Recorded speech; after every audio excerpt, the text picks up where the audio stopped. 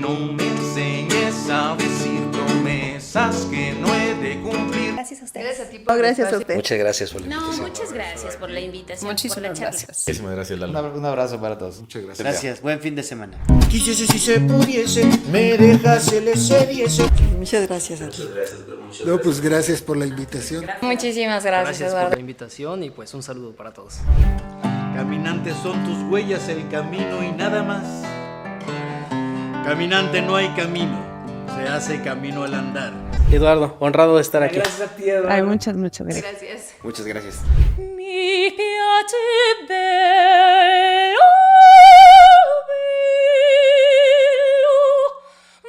andare in porto. Felicidades, Lalo, por este nuevo proyecto.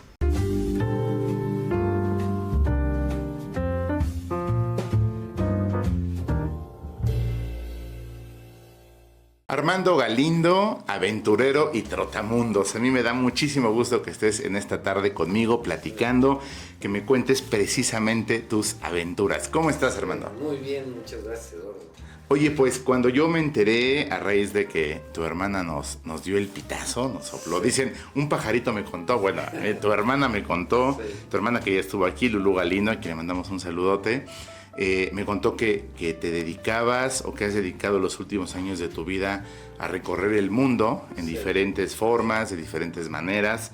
A mí me pareció interesantísimo platicar contigo y quisiera preguntarte primero que nada, ¿qué significa para ti viajar y por qué lo haces? Yo creo que ya nacemos con eso. O sea, es una parte importante el nacer con eso. Pero también como te vas desarrollando desde niño, pues hay cosas que te van invitando o haciendo que vas imaginando muchos lugares y empieza a crecer ese gusanito de quiero conocer o que hay un poco más allá o que habrá allá donde no hay nadie, ¿no? Desde niño leí libros o cuentos como de Asterix y Obelix o incluso de Don Quijote. Yo actualmente estoy leyendo lo que hizo Shackleton en Antártida. Muchos libros de aventureros y viajes. Claro. Entonces, además dicen que los viajes ilustran y yo creo que es definitivamente cierto. Cuéntame un poco acerca de tu viaje más reciente, que me decías hace un momento que fue interrumpido de pronto por la pandemia, te agarró ahora sí que en plena aventura, pero cuéntame, ¿dónde inicia? ¿Cuáles son las peculiaridades que tuvo ese viaje para que las personas que nos leen, nos ven y nos escuchan se vayan imaginando lo que implica decidir un día salirte de tu casa y durante 1 año, 8 meses recorrer parte del planeta? Platícame. sí, pues mi sueño era conocer muy bien América, desde los extremos nortes hasta el extremo sur. Pues primero viajé en moto fueron en total como 8 meses. Eso fue Norteamérica, principalmente Estados Unidos lo cosí 3 veces, o sea, recorrí de lado a lado. Me imaginé a Forrest 6 Gump veces. corriendo. Sí, casi. Y luego hasta Alaska, pasando el círculo ártico 500 kilómetros al norte, llegas al mar Ártico, ahí absoluteas la tundra ártica, y de regreso. Y luego desde niño siempre había querido viajar en camper. Entonces, primero fuimos con mi perrita, compré un camper, me fui en mi pick-up a Estados Unidos, compré el camper en Estados Unidos. Ahí probamos 2 meses porque yo no sabía si iba a poder viajar con ella, si yo... ¿Cómo se portaba? Si se adaptaba. ¿Por qué decidiste llevarla? Porque pues dije, me voy a ir más de 1 año, ¿cómo la voy a dejar un año? Ya. Entonces dije, pues me la llevo. Además hay un libro, de hecho hay una escuela aquí en Atlisco que se llama así, del Dr. John Steinbeck, que se llama Mis viajes de Charlie y yo.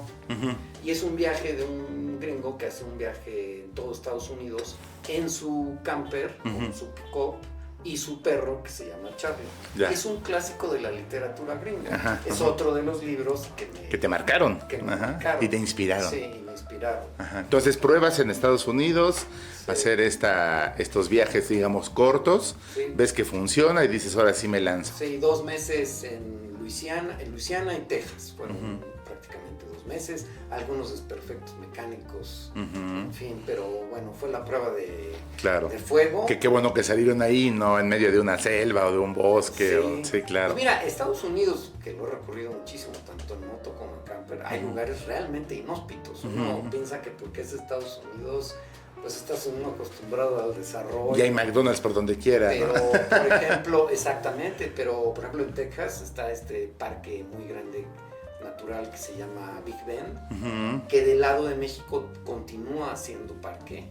Es inmenso y ahí acapamos adentro del desierto, pero muy adentro. Y sí te abruma, te intimida un poco porque ¿cómo no? No hay nada ni nadie más que el calor y el desierto y los caminitos de terracería.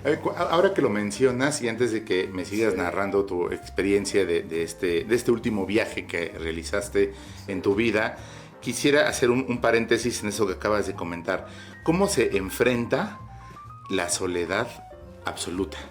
Porque una cosa es decir, bueno, en mi casa me quedé solo 2 horas, me quedé solo un fin de semana, pero decir, voy a un lugar donde voy a estar totalmente solo y no tengo ni siquiera la forma, no sé, de llamarle a alguien, de pedir ayuda.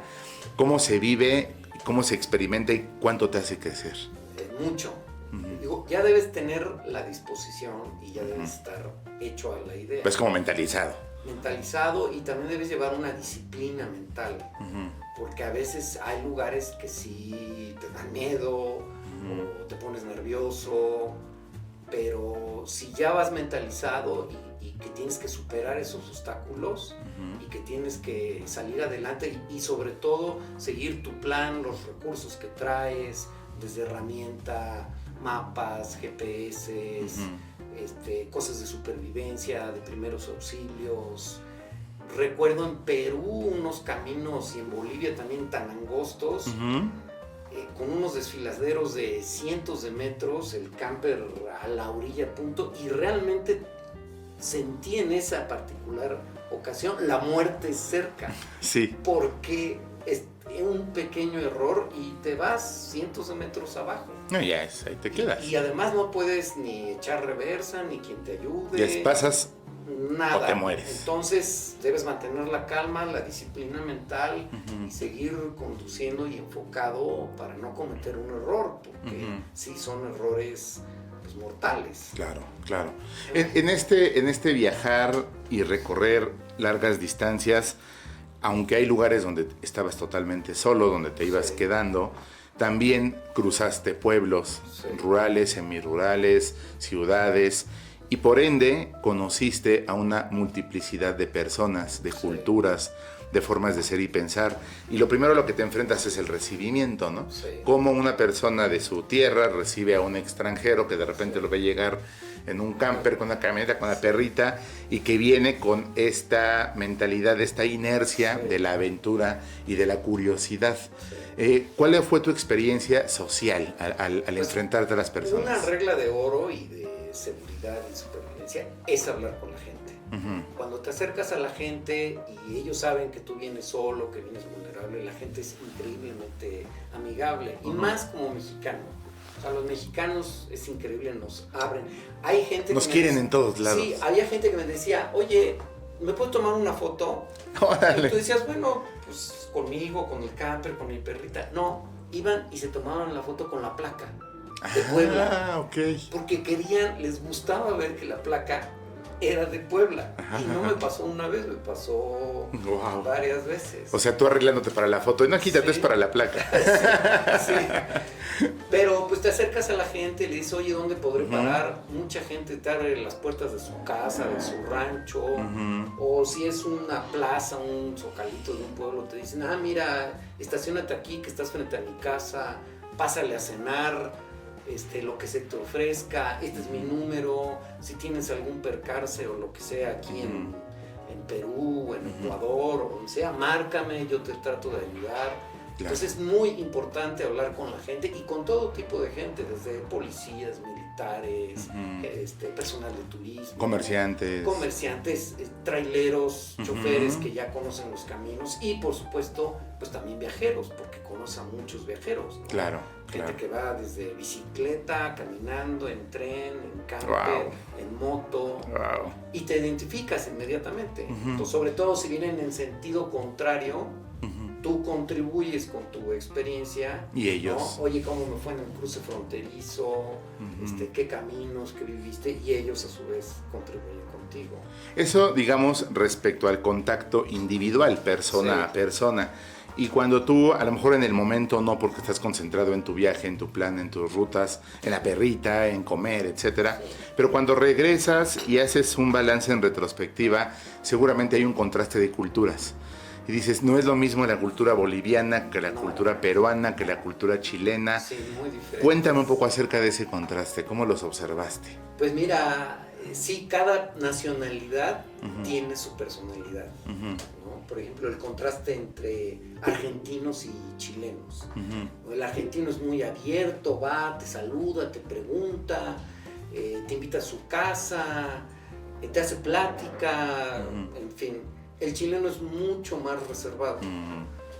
Pero eso no significa que no sean amables, ¿no? Ahí es donde tú tienes que acercarte más a ellos y decir, y platicar y hablarles, y son extraordinariamente amables y atentos en otro estilo. Claro, ¿no? Claro. Pero pues lugares como Colombia pues son muy abiertos, muy amables. En Ecuador son un poquito más serios, pero lo mismo, ¿no? En general la gente es muy amable y te da la bienvenida increíble, ¿no? Hay gente que te da su teléfono, te para en la calle, así en la carretera, párate. Sí, este es mi teléfono, márcame lo que se te ofrezca, donde estés. ¿No? O gente que acaba, oye, párate, oye, te invito a cenar a mi casa. ¿No? En Colombia, en un rancho en medio de la nada, no sabía ni quién ni dónde estaba. Oigas, ¿dónde me podré parar? Porque ya muy cansado, un camino difícil. No, hombre, estamos viendo el partido Colombia-Chile. Ya estaban unos cuates ahí de otros ranchos. Y pásale, cena, camper, hasta las tantas de la mañana. Muy divertido. ¿Qué te gustó más recorrer? ¿Lugares rurales, semirurales o ciudades? Los lugares donde no hay nada. Sí, o sea, digamos el campo, el lugar inhóspito, el lugar inexplorado. Sobre todo el lugar inhóspito, ¿no? El altiplano boliviano, Patagonia, la Ruta 40, incluso la Ruta Austral, que es en Chile, pues prácticamente no ves gente. La población es muy poca. O incluso pues Alaska también, ¿no? O sea, tú pasas Fairbanks, que es la ciudad grande que está más al norte, y ahí... ¿Se acabó? Se acabó. Literalmente se acabó el mundo. Hay una parada que se llama Cold Foot, pie frío, que no sé si viste la serie de Camioneros del Hielo. Ahí es donde se quedaban los que grababan y todo el mundo. Y luego otra parada ya hasta se llama Dead Horse, caballo muerto. Esos son unos nombres ya medio tenebrosos. Pero esa es la tundra ártica, y es al hielo, solamente el hielo y unos vientos cruzados, y vas a -12, a -13, y de terracería, y de repente ves un oso a lo lejos, y no hay celular, no hay nada, no hay servicios de emergencia, no hay nada. O sea, te vas a una zanja y te encuentran como fósil en 100 millones de años. Por supuesto.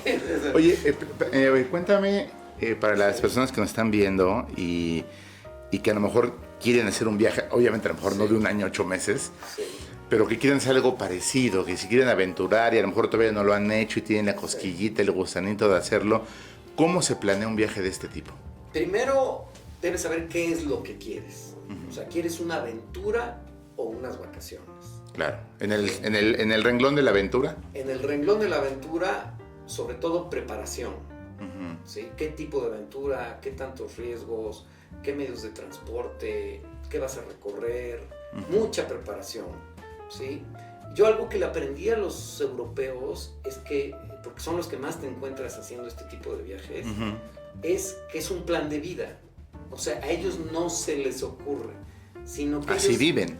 Desde jóvenes, desde que empiezan a trabajar, ya lo tienen planeado. Y lo toman muy en serio porque no son vacaciones. Entonces organizan toda su vida para en determinado momento hacer este tipo de viajes.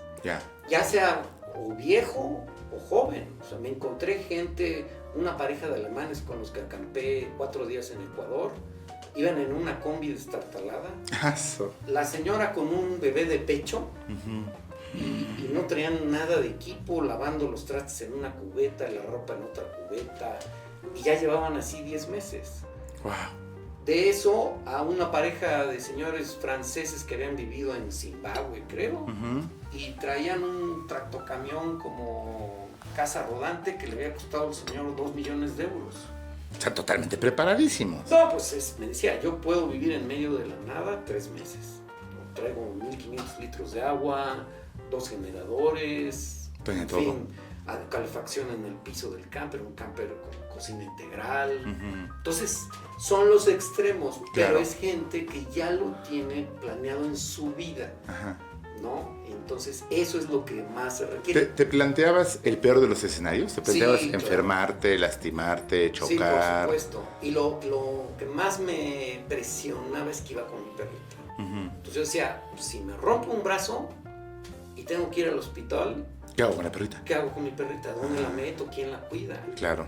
O si me descompongo en medio de la nada y tengo que caminar a lo mejor 50 kilómetros, ¿Ella qué onda? ella no va a poder caminar 50 kilómetros porque aparte no está bajo. ¿Qué perrita Joven, es? sí, es una beagle. Sí. Entonces, sí son cosas que tienes que considerar, ¿no? Entonces, yo decía, bueno, se me voy a quedar en medio de la nada. Llevaba agua potable de sobra, comida de sobra, paneles solares. Digo, tarde o temprano va a pasar alguien, ¿no? Claro. Pero,